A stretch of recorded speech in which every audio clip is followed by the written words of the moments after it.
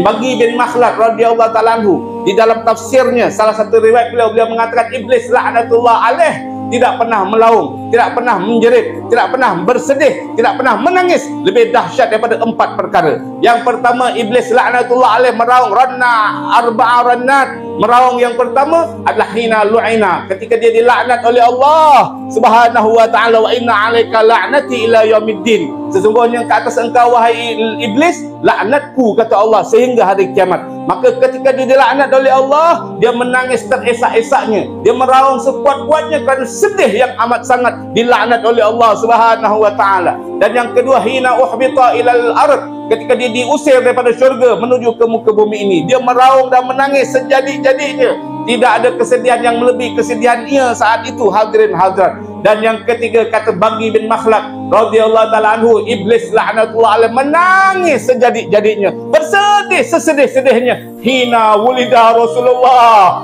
sallallahu alaihi wasallam wa baraka alaihi wa ala alihi, ketika baginda Nabi Muhammad sallallahu alaihi wasallam wa baraka alaihi wa ala alihi, sang kekasih hati kita, dilahirkan dan diputrakan oleh benda suci Siti Aminah radhiyallahu anha wa alaihi salam pada malam-malam semisal malam kita, malam-malam bulan Rabiul Awal. Menjerit dan menangis iblis atas kelahiran Nabi Muhammad sallallahu alaihi wasallam wa baraka alaihi wa ala alihi. Di dalam waktu yang sama, di dalam detik yang sama, orang-orang pilihan Allah, manusia-manusia mulia pilihan Allah, makhluk-makhluk mulia ciptaan Allah, kesemuanya bergembira dengan Nabi Muhammad, bergembira dengan keputraan Nabi Muhammad sallallahu alaihi wasallam wa baraka alaihi wa ala alihi. Jangankan kata kaum mukminin, jangankan kata para anbiya, para malaikat, makhluk-makhluk Allah yang agung, binatang-binatang gembira dengan kelahiran Nabi Muhammad sallallahu alaihi wasallam wa baraka alaihi wa ala alihi. Dalam Maulid Syekh Abdurrahman Al-Hafidh Ad-Daibai rahimahullah, ketika mana beliau meruayatkan kegembiraan semesta alam menyambut kelahiran Nabi Muhammad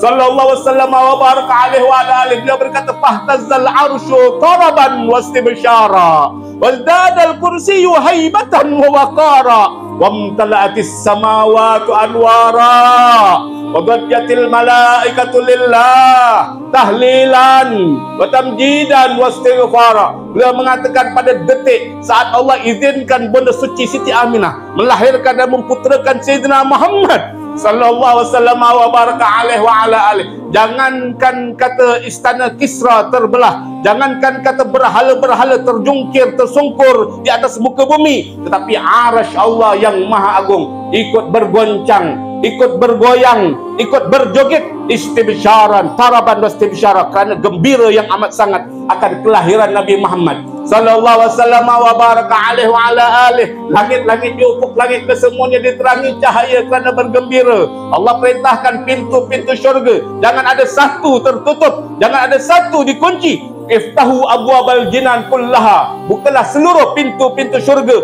Syurga bergembira dengan kelahiran Nabi Muhammad sallallahu alaihi wasallam wa baraka alaihi wa ala alihi. Bahkan dikatakan seluruh malaikat-malaikat bertempik dengan suara girang gemirang, girang yang amat sangat, membaca subhanallah walhamdulillah wala ilaha illallah wallahu akbar. Seluruh semesta alam bergembira dengan kelahiran Nabi Muhammad, dengan kemunculan Nabi Muhammad. Dan Allah muliakan manusia-manusia yang ada di akhir zaman, mereka berada di bawah daerah orang-orang mulia ini. Kita yang ada pada saat ini bergembira dengan kelahiran Nabi Muhammad, kitalah yang digolongkan di dalam daerah mereka yang mulia, Fariqur Rahman, kelompok-kelompok yang dikasihi oleh Ar-Rahman Subhanahu wa ta'ala. Tapi seperti mana kita tahu tadi, iblis laknatullah alaih bersedih, iblis laknatullah alaih menangis sejadi-jadinya kerana benci, kerana sedih akan kelahiran Rasulullah, akan keputraan baginda Nabi Muhammad sallallahu alaihi wasallam. Dan jangan sampai ada di tengah-tengah kita orang-orang yang dihinakan oleh Allah Subhanahu wa taala, ikut berbenci, ikut bersedih dengan perayaan-perayaan Maulid Nabi Muhammad Ibn Abdullah sallallahu alaihi wasallam wa baraka alaihi wa ala alihi, kerana natijahnya dia akan dihimpunkan di dalam fariqus syaitan, fariqah, firqah setan-setan yang dilaknat oleh Allah Subhanahu wa taala. Dan yang keempat, iblis bersedih, menangis menjadi-jadinya adalah hina unzilat suratul Fatihah. Ketika Allah turunkan suratul Fatihah kepada Nabi Muhammad, menangis sejadi-jadinya iblis laknatullah alaih.